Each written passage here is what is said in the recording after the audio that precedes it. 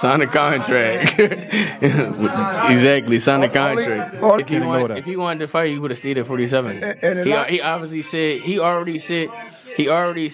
said he wanted to move up in compass to be undisputed at 54 or something like that. Unless they want to give him $100 million and make a big spectacle, and you know what I'm saying, put the belts on the line, and that's the only way I can see that. $100 million, no less. Good. One catch one. Good. One catch one, two. Good. Slip. Yeah. Nice, right? Nice. Over and under, right there. Over and under with that same hand, right there. Yeah, turn it. Terence Crawford versus Jaron Ennis, face to face. The fight fans never thought possible might finally be turning real. A clash between the seasoned king and the rising force. But this isn't just about punches being thrown, it's about one man nearing the final strokes of his masterpiece, and another eager to paint his own on the same canvas. Go take that hip with it. That's it. Do it again. Come back with the hook. Nice. Be sure to like and subscribe because this one's about to get serious. You can almost feel the tension rising as Jaron Ennis steps into the same division Terence Crawford once ruled, the 154-pound super welterweight class. The very stage Crawford dominated before shocking the world by moving up to face Canelo Alvarez. For Terence? Yeah. If I was Terence, I would retire. That's what I would do. He did everything, man. He's done everything, man. You know what I mean? You know how many titles he don't want? All that stuff, you know what I mean? I think I'll go off one in the sunset, man. You know what I mean? You don't need no more money. But here's the twist. According to Ennis's father, the respected trainer Jaron Ennis, this fight shouldn't even happen. He says if he were Terence, he'd retire right now, no more belts, no more battles, nothing left to prove. Legacy already sealed. Meanwhile, Crawford, the undisputed champion fresh off one of the greatest runs in boxing history, has hinted he won't step back in the ring unless someone throws $100 million on the table. So, what's really happening here? Is this fight real, or just a dream fueled by fans and promoters? Because if Crawford does face Ennis, it could be the most dangerous generational showdown boxing has seen in years, one that could reshape the entire sport. I'm trying to tell you, 154, man, it's mine. 154 is mine, and they're gonna see, you know, and they're gonna see, you know, just stay tuned, and like I said, when I handle business October 11th, we're gonna see. The boxing world exploded when news broke that Jaron Ennis was moving up to 154 pounds, the same division Terence Crawford once ruled. And this isn't just talk, it's official. Ennis will make his debut on October 11th against Usima Lima in a WBA title eliminator. A win there puts him one step closer to a world title, and possibly to Crawford himself. But as the news spread, it wasn't the fans who grabbed the spotlight, it was Ennis's father. He's gonna fight, and he can box. He can fight, he'll fight this side. He take chances, man. You know what I mean? And that's how you be great, man. He one of the greatest out there now. I think he's great. Jaron Ennis stunned reporters with a statement no one saw coming. He said this fight shouldn't even happen. In his words, if I were Terence, I'd retire. He's done everything. That remark sent shockwaves through the boxing world. Most every round. If you want to give him 2 rounds, you give Canelo 2 rounds. Other than that, well, Terence was great, man. I told everybody they told me he can't beat him. I said, yes, he can. On one hand, Bozy was giving Crawford the ultimate respect, calling him one of the greatest boxers of all time. On the other, he was sending a quiet warning to the sport, this might be one step too far. What started as simple fight hype quickly turned into a deeper conversation about legacy, risk, and the limits of greatness. Terence Crawford's name is already etched in boxing history. He's done it all, undisputed at 147, victorious at 154, and then stunning the world by moving up to 168 to defeat Canelo Alvarez in Las Vegas. That win secured his place among the all-time greats. But since then, something's shifted. Crawford isn't chasing belts anymore. I think Crawford is done. If it ain't $100 million to go down there and fight them guys, and let them guys do all the hard work, whatever you want to call it, let them collect the belts, and then we fight for undisputed. That's it. Other than that, I don't see Crawford fight no more. Ain't no need to. Crawford don't need to do no more. According to his close associate Bernie Davis, the only thing that could bring Crawford back to the ring is a $100 million payday, not a cent less. $100 million. Not 75, not 90, but 100. If not, why do it? Davis said, and those words shook the boxing world. Because while Crawford's talent is unquestionable, his drawing power has always been up for debate. There's no need to do no more. He's done everything that it is there to do, you know. And unless they want to give him $100 million and make a big spectacle, and you know what I'm saying, put the belts on the line, and that's the only way I can see that. $100 million, no less. His fight with Canelo drew over 70,000 fans, but let's be honest, most were there for the Mexican superstar. Meanwhile, Crawford's previous bout against Israil Madrimov barely filled 4,000 seats, many of them complimentary. So when a fighter demands $100 million, it raises questions. Is it about money, pride, or something deeper? Maybe Crawford knows exactly what that number stands for. It's not just a price tag, it's a statement. If I fight again, it'll be for history, not survival. But that mindset puts Jaron Ennis in a tricky spot. How do you chase a man who might already be done fighting? It makes a whole lot of sense. And the fight that stylistically will be, oh my goodness, is a fight between Terence Crawford and Jaron Ennis. I don't think I think that's going backwards for Terence. If Terence Crawford represents mastery, Jaron Boots Ennis is pure momentum, undefeated at 34-0, explosive, athletic, and dangerous. He's the kind of fighter who makes even seasoned veterans uneasy.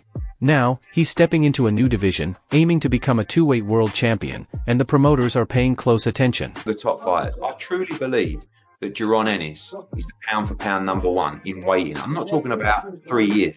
I'm talking about 12 months. I think this guy is going to go through this division, move up to 160, three-weight world champion. I think he's the guy to replace Terence Crawford. Eddie Hearn went on record calling Ennis the pound-for-pound #1 in weighting. I think he's the guy to replace Terence Crawford, Hearn said. It's a bold statement and one that instantly puts a target on Ennis's back. Fans are divided. Some see Boots as the future of boxing, the natural heir to Crawford's throne. Others argue he's chasing a legend who's already finished writing his story. And here's the twist, even Ennis's own camp isn't sure this fight should happen. His father sees the glory in his son's eyes, but he also sees the danger in Crawford's experience. Facing Terence Crawford isn't just about skill, it's about stepping into the ring with a man who has solved every style in the book. Told everybody that. Do you think he could have got the stoppage? I think he could have got the stoppage. He'll tell you that if he had to sit down a little bit more. But I tell you, Derek Bozy Ennis isn't just a father, he's a respected boxing mind, a trainer who recognizes greatness. His comments about Crawford came from more than caution, they came from respect. Crawford has done it all and doesn't need more money. Bozy compared him to legends like Floyd Mayweather and Sugar Ray Leonard, saying he's already earned his place among them.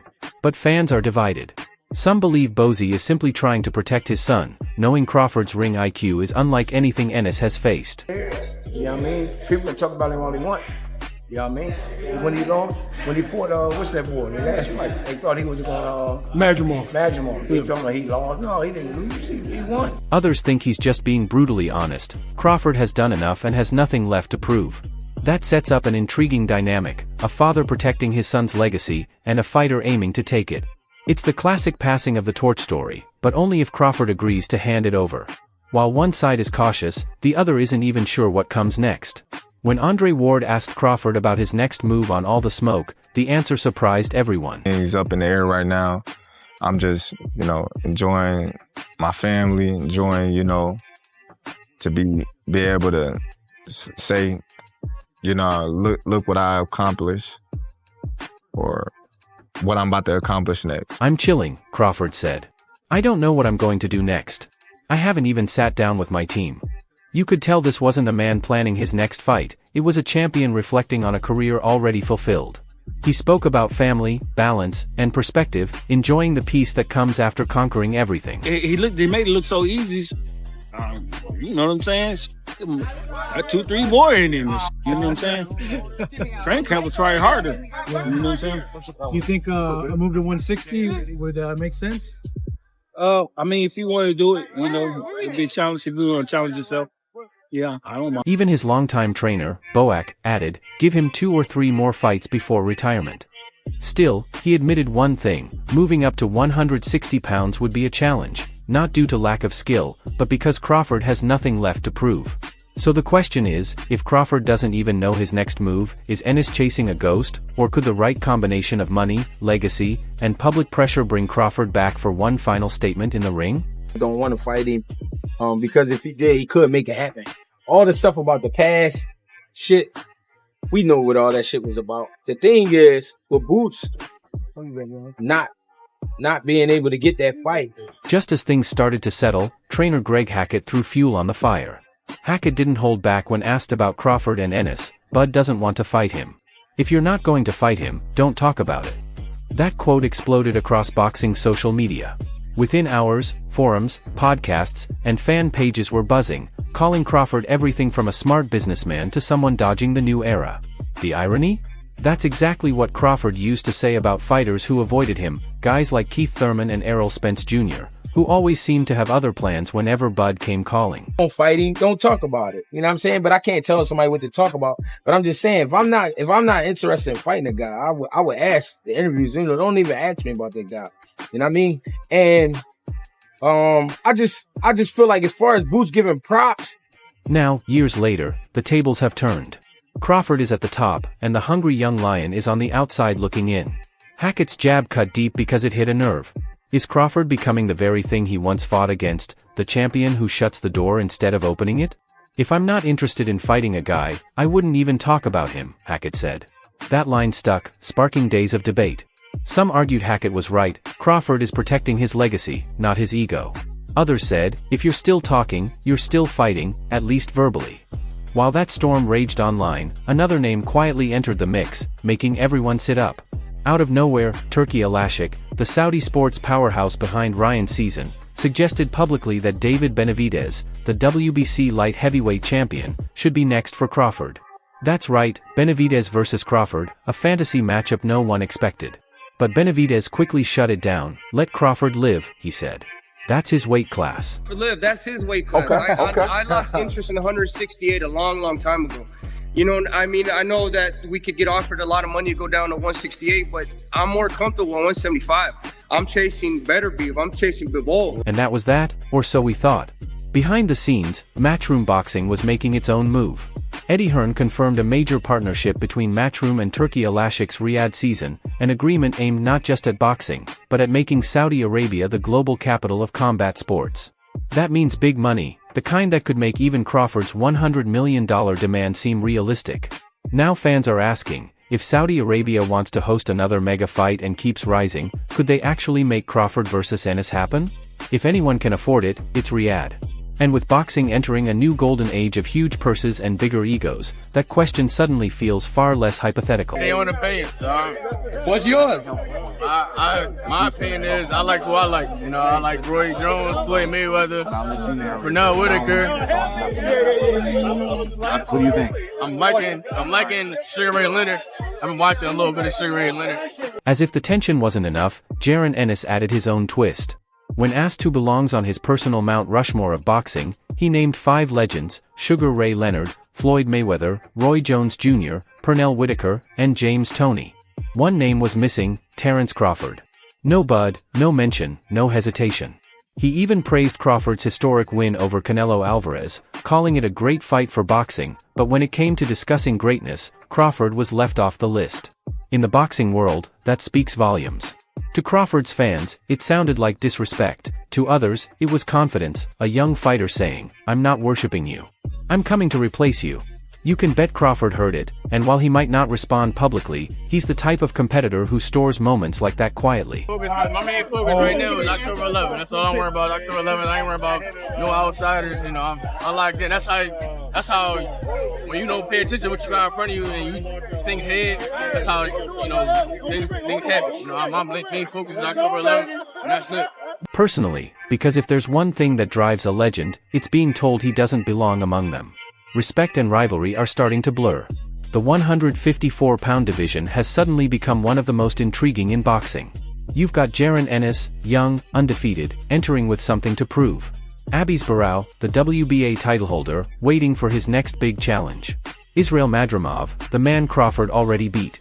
And looming over them all is the question of whether Terence Crawford might return to reclaim his old throne. Here's how it could play out. October 11th, Ennis vs. Usima Lima. If Ennis wins, he becomes the WBA mandatory, with the next logical step a title fight against Barao. If he wins that, he's a world champion at 154, and calls for a Crawford fight would be deafening. But the big unknown is money. Would Crawford come back for less than $100 million? Or is all this, the callouts, the speculation, the trainer talk, just leverage for one last mega payday? Because for all of Crawford's greatness, even his team admits he doesn't need another fight. Retirement. No retirement. Oh my God. But look, man, look, that's the thing. You know, you gotta have strong will. You know, because a lot of things gonna be thrown at you. But it's up to you to, know what's right. What if that final fight isn't about money? What if it's about legacy, proving that the king of yesterday can still rule tomorrow? Terence Crawford says he's done enough. Jaron Ennis says he's just getting started. If their paths collide, it won't be just another night in the ring. It'll be a battle between precision and power, legacy versus hunger, one man fighting to cement his immortality, the other to take it. So, if this fight happens, who walks out on top, the legend or the legacy? For the latest boxing news, moments, and events, subscribe to Boxing Hub and turn on notifications to never miss quality content. Check out our other videos, and until next time, peace out.